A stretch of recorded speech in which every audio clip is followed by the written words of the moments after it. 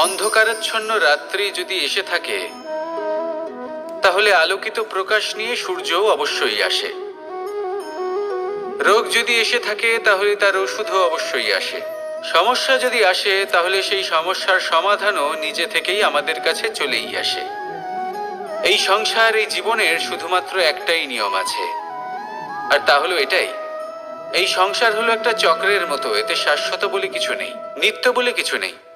আর যা কিছুই রয়েছে সব বদলাতে চলেছে। যদি আপনার জীবনে দুঃখ থাকে, সমস্যা থাকে, যদি আপনি বিপদ দ্বারা আচ্ছন্ন, তাহলে মনে রাখবেন সবকিছু বদলে যেতে চলেছে। দুঃখের সময় কাঁদবেন না, মনকে আরো দুঃখী করে তুলবেন না, কারণ এখানে যা কিছুই এসেছে তা যাওয়ার জন্যই এসেছে। তাহলে এত চিন্তা কিসের? আনন্দ সহকারে জীবন যাপন করুন, আর আমার সাথে ভালোবেসে বলুন, রাধা রাধা। যদি কোনো সিংহ বানরের মতো গাছে চড়তে চেষ্টা করে, তাহলে কি হবে? একটা মাছ যদি মাটিতে হাঁটতে চেষ্টা করে, তাহলে কি হবে? তারা বিফলই হবে। কিন্তু এরকম কেন হয়? তার কারণ হলো প্রকৃতির রচনা কিছুটা এরকম।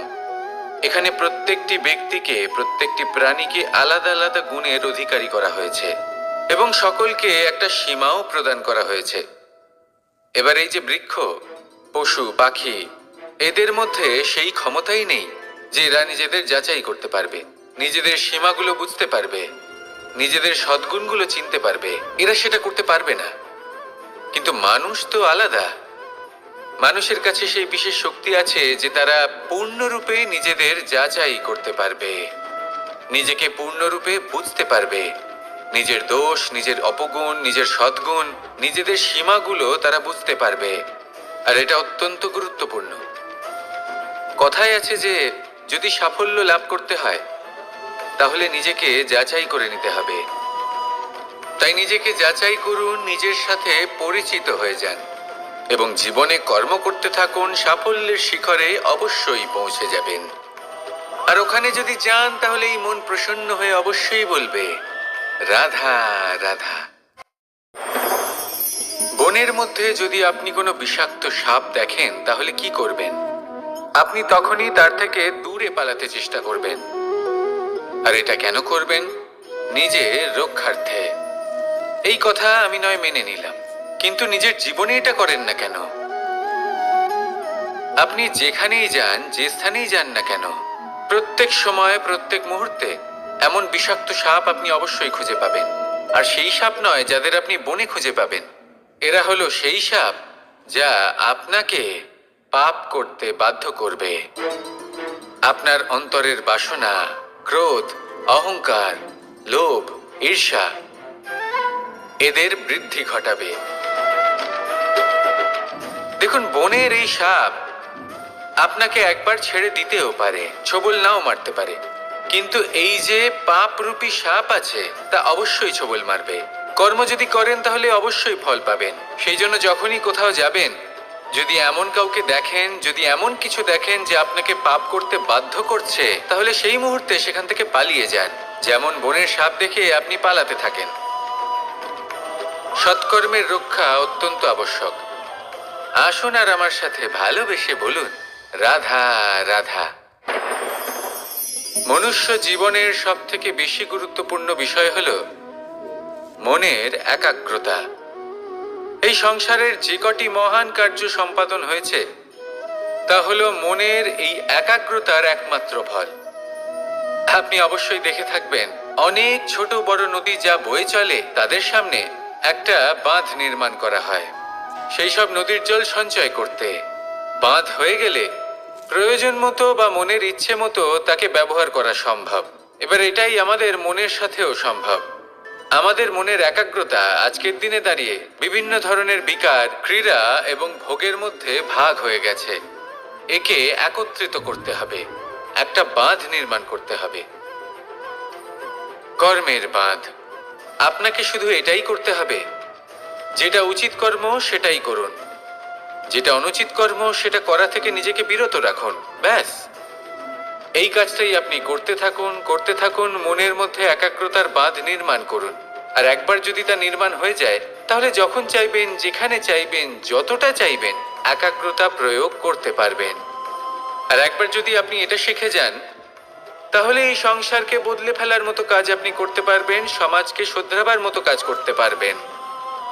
তাহলে এই মনকে একাগ্র করুন আর আমার সাথে ভালোবেসে বলুন, রাধা রাধা। আমরা সবাই ফল খাই, কিন্তু আমাদের সেই ফলই প্রিয় হয় যে পরিপক্ক হয়ে ওঠে, যেটা নম্র হয়, আর যে ফল অনেক বেশি মিষ্টি আর সুস্বাদু হয়ে থাকে, যাদের রঙে বাহার দেখা যায়। সেইভাবে জীবনে আমরা নানান মানুষের সাথে পরিচিত হই, কিন্তু সেই মানুষই আমাদের মন ছুঁয়ে যায় যারা বিনম্র স্বভাবের, যাদের বাণী খুব মধুর, যাদের অন্তরে আত্মবিশ্বাসের একটা তেজ, একটা রং দেখা যায়। এবার এমন ব্যক্তি আমরা কি করে হব? ঠিক সেইভাবেই যেমন একটা ফল রোদ, বর্ষা, শীত, বায়ু এই সকল সংকটময় পরিস্থিতির সম্মুখীন হয়ে পরিপক্ক হয়ে ওঠে, সেইভাবেই মানুষ সংকটময় পরিস্থিতির সম্মুখীন হয়ে পরিপক্ক হয়ে ওঠেন। যদি এই সংকটের সম্মুখীন হন, তাহলে অভিজ্ঞ হবেন, আর এই অভিজ্ঞতাই শিক্ষা দিয়ে যাবে। এই অভিজ্ঞতা আমাদের শিখিয়ে দেয় যে আমাদের বিনম্র থাকতে হবে। অহংকার করে কোনো লাভ নেই। মধুর বাণীর যে কি মূল্য তা আমরা শিখতে পারি। এই অভিজ্ঞতাই আমাদের বুঝিয়ে দেয় যে উচিত অনুচিত কোনটা, আমাদের দৃষ্টিভঙ্গি তৈরি করে, আর এই দৃষ্টিভঙ্গি দ্বারা আত্মবিশ্বাস জাগ্রত হয়। সেই জন্য জীবনে কখনো বিপদ থেকে দূরে পালাবেন না, সেগুলোর সম্মুখীন হন, অভিজ্ঞতা লাভ করুন, তার থেকে শিক্ষা লাভ করুন, এইভাবেই পরিপক্ক হবেন। আসুন আমার সাথে ভালোবেসে বলুন, রাধা রাধা। ধন সঞ্চয় করা সম্ভব, আর সেই জন্য ধন সব থেকে বেশি মূল্যবান সম্পত্তি নয়। এবার আপনি বলবেন, এ আমি কি বলছি? এই ধন খুব মূল্যবান, আমরা সকলে অর্জন করতে ব্যস্ত। সেটা এই কারণে, কারণ আপনারা জানেন না এই সংসারের সব থেকে বেশি মূল্যবান সম্পত্তি কি। এ হলো সেই সম্পত্তি যা কখনো সঞ্চয় করা সম্ভব নয়। আপনার কাছে যতই ধন থাকুক, তা দিয়ে আপনি স্বাস্থ্য লাভ করতে পারেন, বাড়ি কিনতে পারেন, আদি ইত্যাদি, কিন্তু আপনি যতই ধনী হন না কেন, ফেলে আসা দিনের একটা মুহূর্ত আপনি লাভ করতে পারবেন না। এই একটা মুহূর্ত, এই সময়, এটাই হলো সংসারের সব থেকে মূল্যবান সম্পত্তি। একবার চলে গেলে তা কখনোই ফিরে আসে না। আর এই মুহূর্ত যতই চলে যাক না কেন, আমরা স্মৃতির মাধ্যমে সেগুলি যাপন করতে পারি, তার আনন্দ উপভোগ করতে পারি। আর যার সাথে আমরা সময় অতিবাহিত করেছি, তার স্মৃতিতে আমরা চিরকাল জীবিত থাকতে পারি। সেই জন্য সময় সব থেকে মূল্যবান সম্পত্তি, তাকে এইভাবে নষ্ট করবেন না। প্রত্যেকটা মুহূর্ত উপভোগ করুন, আনন্দ করুন, আর ভালোবেসে বলুন, রাধা রাধা। কনক, কি সুন্দর একটা শব্দ। এর অনেকগুলো রূপ রয়েছে, অনেকগুলো অর্থও রয়েছে। প্রথম অর্থ হলো স্বর্ণ, অর্থাৎ সম্পত্তি। দ্বিতীয় অর্থ ধুতুরা, অর্থাৎ গাছের ছোট একটা বীজ, যা কিনা অত্যন্ত শক্তিশালী হয়। যদি বেশি মাত্রায় এর প্রয়োগ করা হয়, তাহলে এটা বিষময় হয়ে উঠতে পারে। এই হলো সেই ধুতুরা যার প্রয়োগ মহাদেবের পুজোতে করা হয়।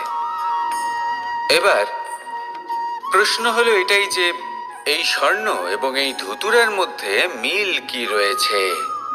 মিল হলো এটাই যে এই দুটোই মানুষকে মত্ত করে তোলে। ধুতুরা মানুষকে তখন মত্ত করে যখন তাকে সেবন করা হয়, কিন্তু স্বর্ণ, ধন, সম্পত্তি, মানুষ সেটা যতটাই অর্জন করে নেয় সেটাই যথেষ্ট।